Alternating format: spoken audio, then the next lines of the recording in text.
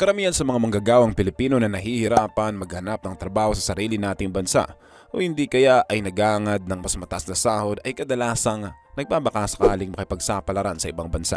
Kagaya na lamang ni Sally Ordinario Villanueva, isang Filipino OFW na nangarap bigyan ng mas magandang buhay ang kanyang pamilya.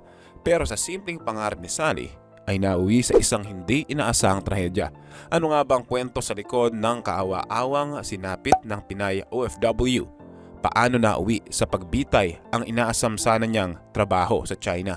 Si Sally Ordinario Villanueva ay isang simpleng mamamayan na nangarap bigyan ng magandang buhay ang kanyang pamilya. Meron siyang 2 anak na babaeng binubuhay at matagal na niyang inaasam na magkaroon ng mas magandang kinabukasan ng kanyang mga anak. Bagamat salat sila sa buhay, hindi ito naging hadlang para sumuko siya at mawala ng pag-asa. Sinubukan ni Sally na makahanap ng pangkabukayan alang-alang sa kanyang pamilya. Ngunit lang hirap siyang makahanap ng maayos na trabaho sa Pilipinas at nagdesisyon si Sally ng mga ibang bansa para kahit paano ay makaipon siya ng pera para sa kanyang pamilya.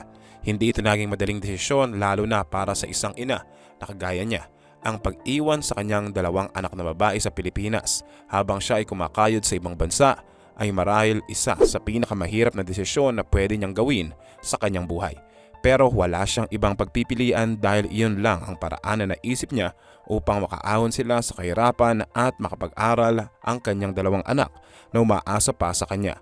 Hindi pa nakatulong ang katotohanan na noong early 2000s ay kasagsagan ng global economic crisis na labis na nakaapekto sa Pilipinas at sa manggagawang Pinoy.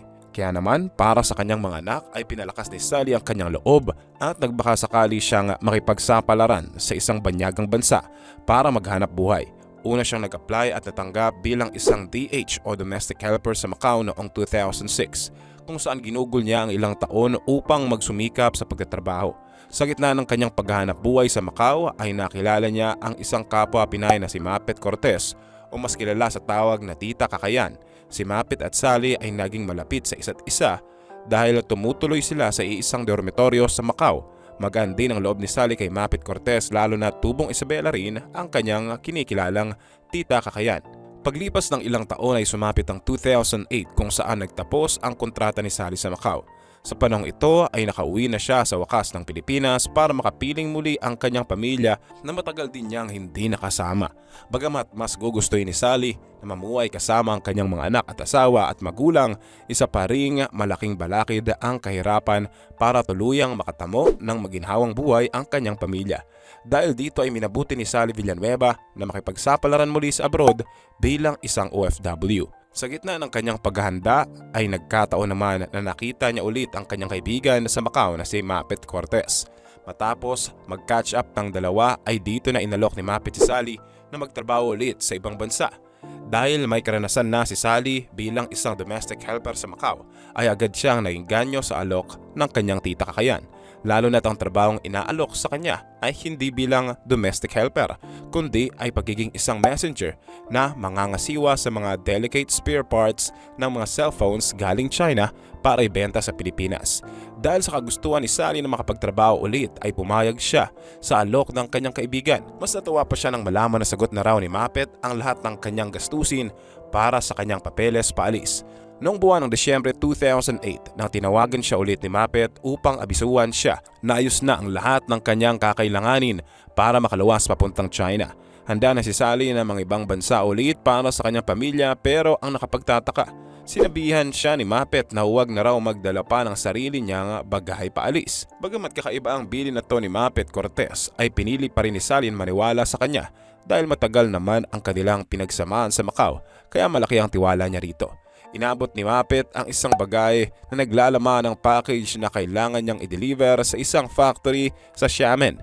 Hindi alam ni Sally ang mismong pangalan ng taong dapat niyang pag-abutan nito dahil ang sinabi lang sa kanya ni Mapet ay para ito sa kanyang boss. Bukod pa rito ay binigyan din si Sally ng malaking halaga ng pera na magiging pocket money niya raw di umano sa China. Bitbit ang malaking bagahe at ang pangarap ng magandang buhay ay lumuwas na papuntang China ang Pinay OFW. Pero hindi pa man siya nakakalagpas ng Xiamen Airport ay agaran ng hinarang ng mga Chinese customs si Sally dahil sa bitbit niyang bagahe na mukhang kaduda-duda.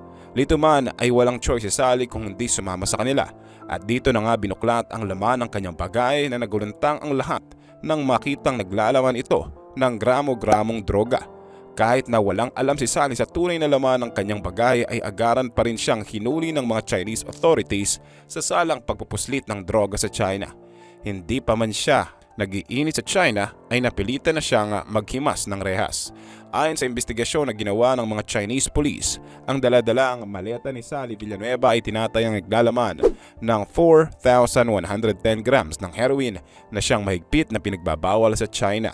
Ayon sa kanilang batas, ang sinumang mahuhuli na may 50 grams o higit pa na heroin o crystal methamphetamine ay maaaring hatulan ng kamatayan. Nanlamig ang buong pagkatao ni Sally. Hindi niya kailanman naisip na dahil sa kagustuhan niyang magtrabaho ay mauwi siya sa kapahamakan. Sinubukan niyang kontakin si Mapit Cortez at ang boss na tinutukoy nito, ngunit ni isa sa telepono ng dalawa ay hindi na niya matawagan.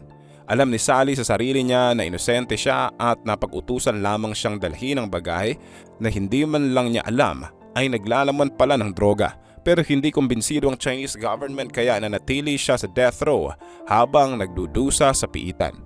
Naging matunog ang kwento ni Sally Villanueva sa Pilipinas at maraming mga kapwa Pilipino ang nakisimpatya sa kanya. Ginawa ng Philippine government ang kanilang makakaya para makalaya ang Pinay OFW. Sinubukan din ng dating administrasyong Aquino na pakiusapan na pababayin ang hatol na death penalty kay Sally, ngunit sadyang hindi matitibag ang desisyon ng China. Pagsapit ng March noong 2011, halos 3 taon simula nang makulong sa China si Sally, ay nagpasya na ang gobyerno ng China na hatulan ng kamatayan sa pamamagitan ng lethal injection si Sally Villanueva. Sa araw ding iyon ay pinadala ng Pilipinas ang kanyang pamilya para makasama niya sa huling sandali. Hindi inaasahan ni Sally na iyon na pala ang huling araw na masisilayan niya ang kanyang pinakamamahal na pamilya. Ayon kay Peter Ordinario, ang ama ni Sally, nagawa pang makapagsulat ng Pinay ng huling liham para sa kanyang mga anak. Sa liham na isinulat ni Sally ay pinagkatiwala niya ang kanyang mga anak sa pangalaga ng kanyang mga magulang. I, Sally Ordinario Villanueva, entrusts my 2 children and my house to my parents for them to take care of them. I'm giving them my decision to handle them.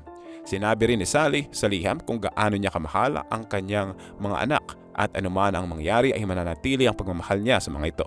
Masakit sa puso ang naging huling sandali ni Sally kasama ang kanyang pamilya bago siya kunin mula sa kanyang selda at bitayin.